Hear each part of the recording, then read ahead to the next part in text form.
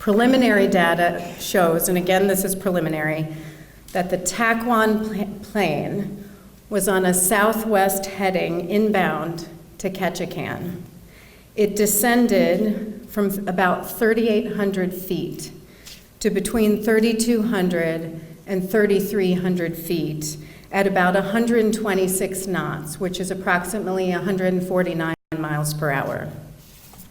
The second plane, the Mountain Airplane, was on a west-southwest heading, also inbound to Ketchikan, maintaining an altitude of about 3,300 feet at 106 knots, which is about 125 miles per hour.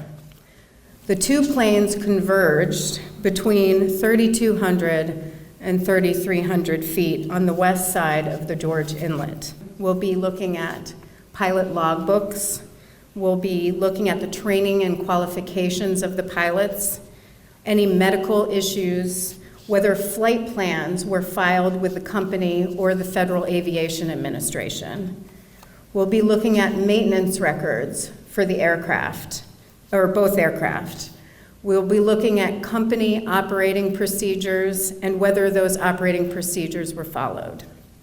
We'll be looking at the routes that were flown. We do know that there were no cockpit voice recorders or flight data recorders on either of these planes, and neither of the planes were required by regulation to have them. I expect investigators will be on scene between about 5 to 7 days.